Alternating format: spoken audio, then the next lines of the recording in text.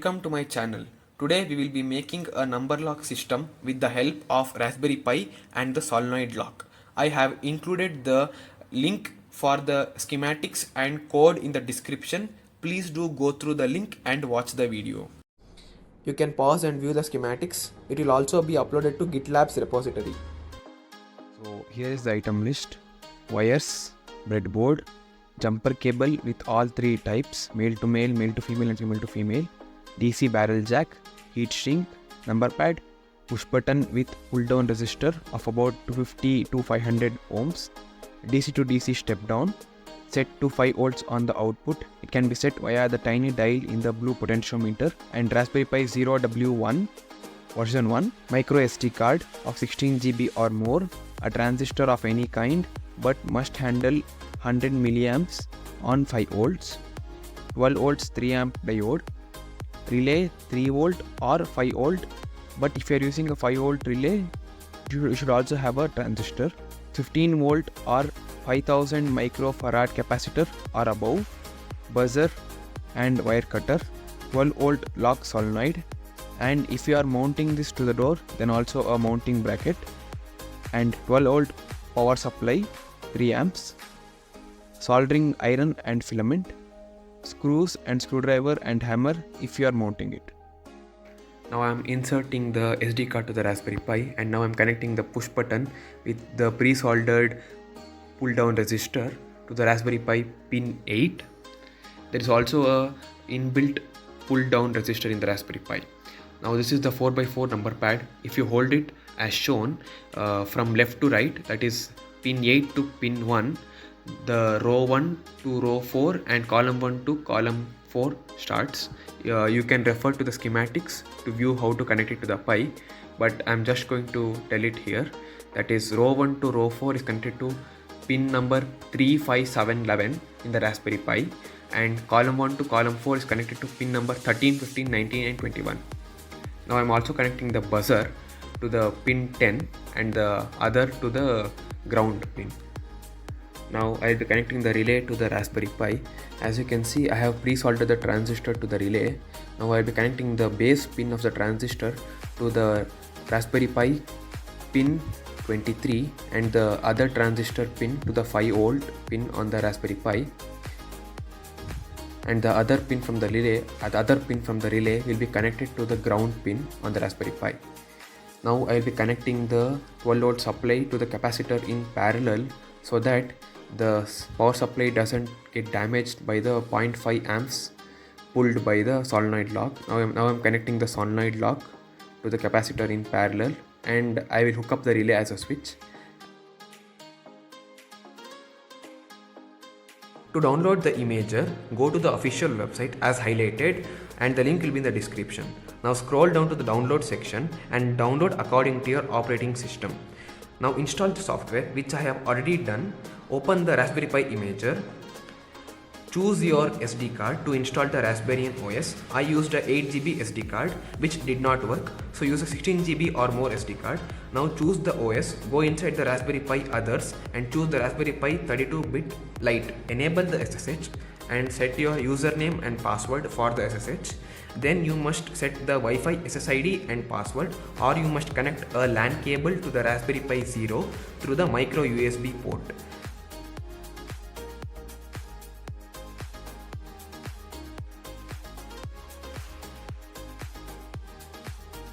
Set the Wi-Fi country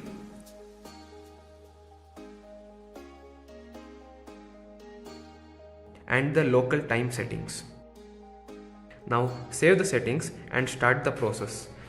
You can use the 64-bit version of the Raspberry Pi OS, but you must have the Raspberry Pi 0 version 2, or if you have the version 1, then you must use the 32-bit OS. Now wait for it to complete. It takes about 10 minutes.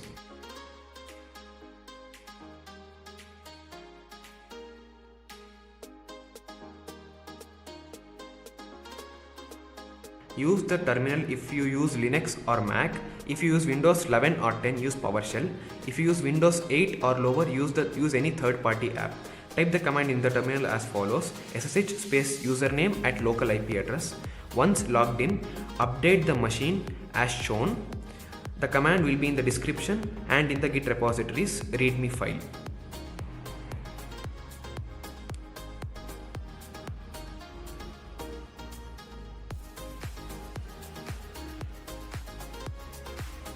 Now upgrade the machine as shown, wait for it to process.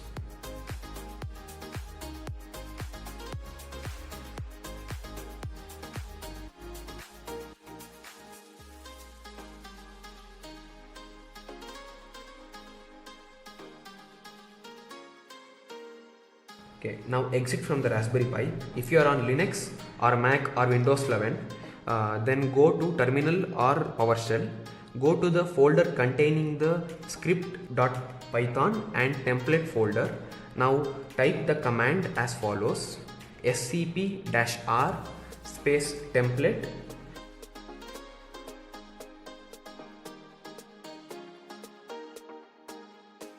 space username at IP address :/home/username. I have not tested this in Mac or Windows. It should work, but proceed at your own risk.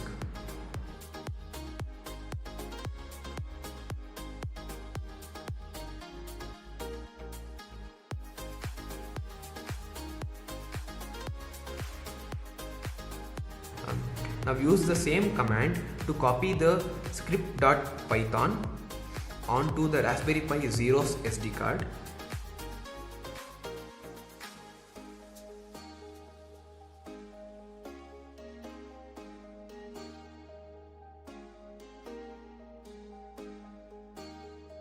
Now log in to the Raspberry Pi via SSH and check if the files are copied via the ls command.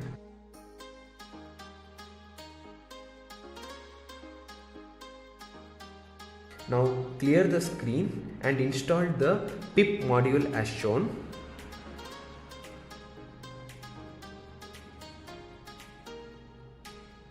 Wait till it installs. It is the pip3 module.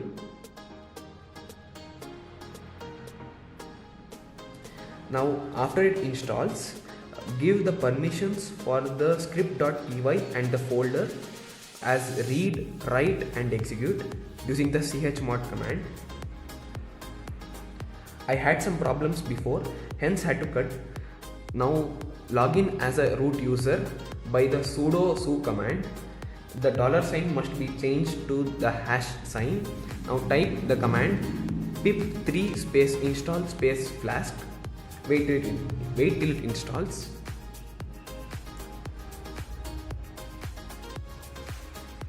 Then type pip3 space install space flask-HTTPAuth, that is AUTH. Then wait for it to install. Then type pip3 install RPi.GPIO in caps. Now let's start the server by typing the command sudo python3 script.py.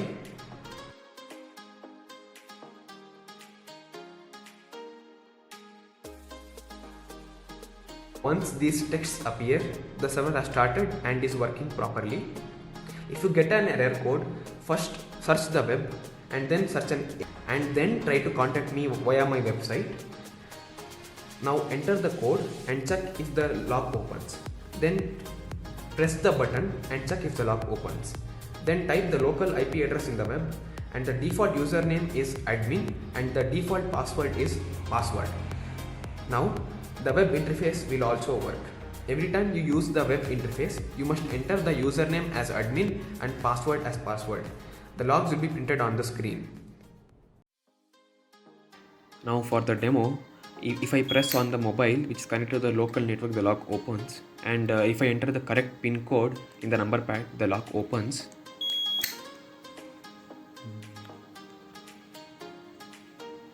And also if I press the button, the lock will open. So that's it from my side, guys. Thank you for watching the video, and please do subscribe, like and share, and also visit the link which I have given below so that you can view the schematics and the code which has been open sourced.